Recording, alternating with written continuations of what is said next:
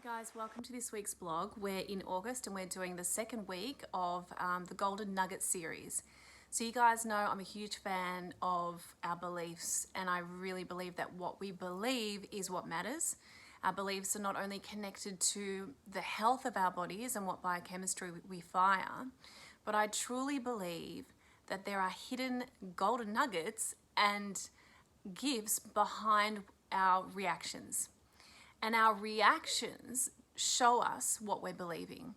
And either we have great positive beliefs about ourself, our worth, boosting our confidence and self-esteem, or we might have negative ones. We're human. I'm sure we have a bit of both.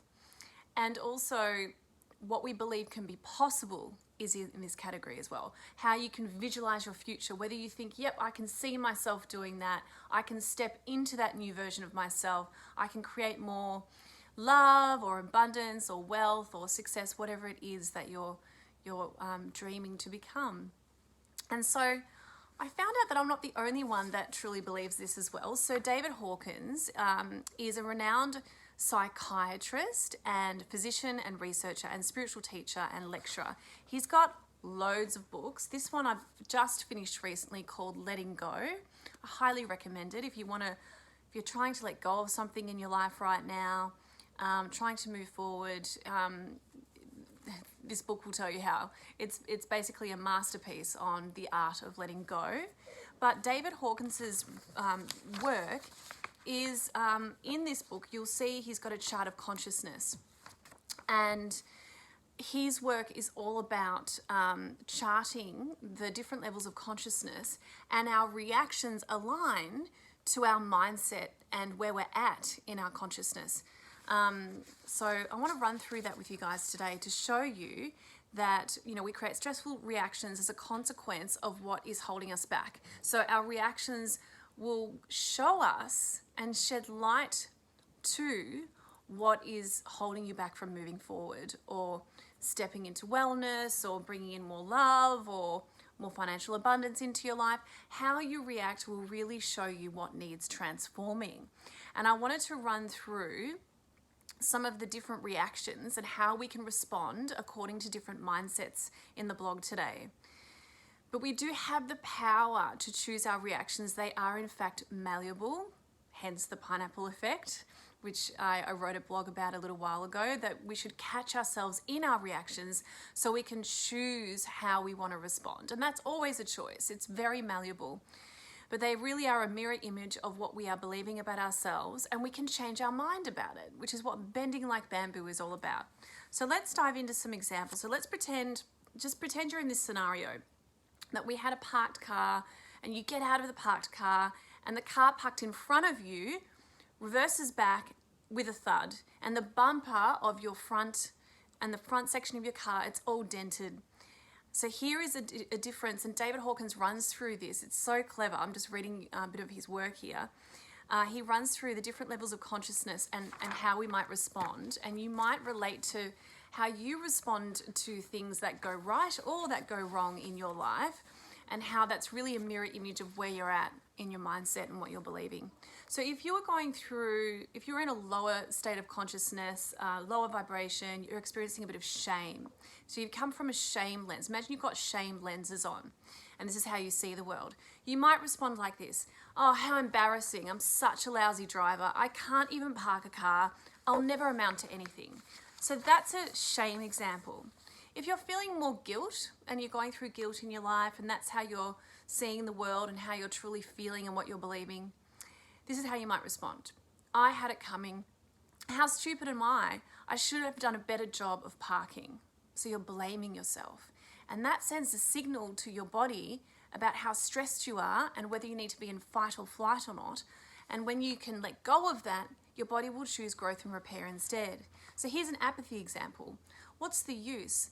Things like this always happen to me. I probably won't collect the insurance anyway, and there's no use talking to the guy. He'll just sue me. Life stinks. So that's apathy.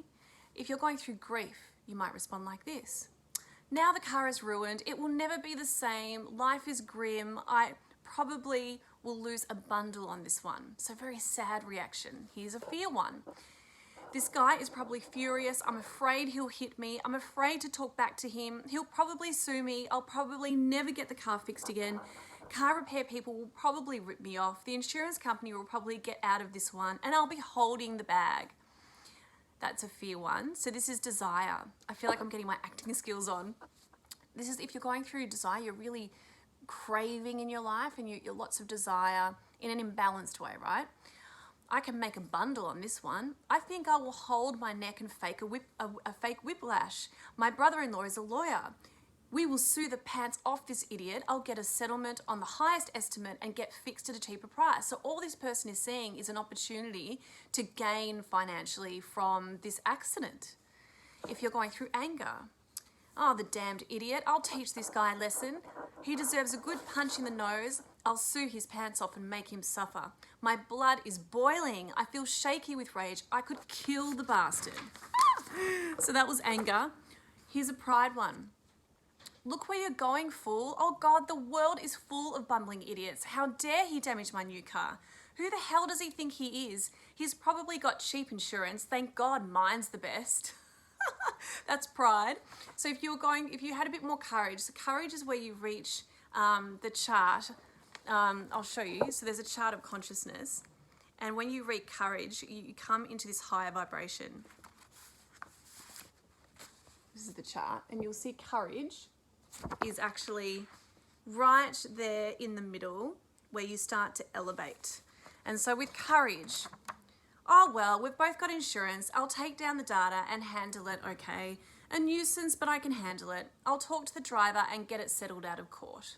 So you've got a bit of courage. You can come out of that lower vibration of anger, resentment, guilt, negativity. Here's a neutral response. These things happen in life. You can't drive 20,000 miles a year without an occasional fender bender. Obviously, this is American. This is David's work. Now, here's a willingness example.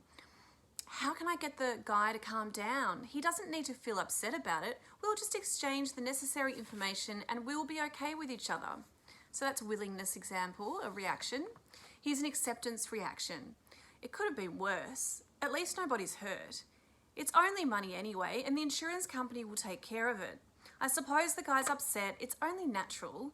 Such things can't be helped. Thank God I'm not running the universe. It's only a minor nuisance.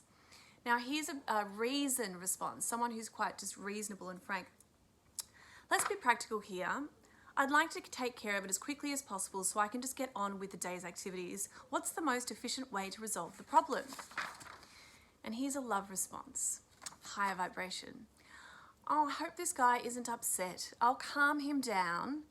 And then we say to the other driver, relax, it's all okay. We've both got insurance. I know how it is. It's happened to me in just the same way. It was a minor dent and we got it fixed in one day. So don't worry, deduct it and avoid a raise in premium insurance. There's nothing to be upset about, and we reassure the driver, putting an arm on his shoulder or her shoulder in fellow human camaraderie. And finally, here is a peace response, reaction.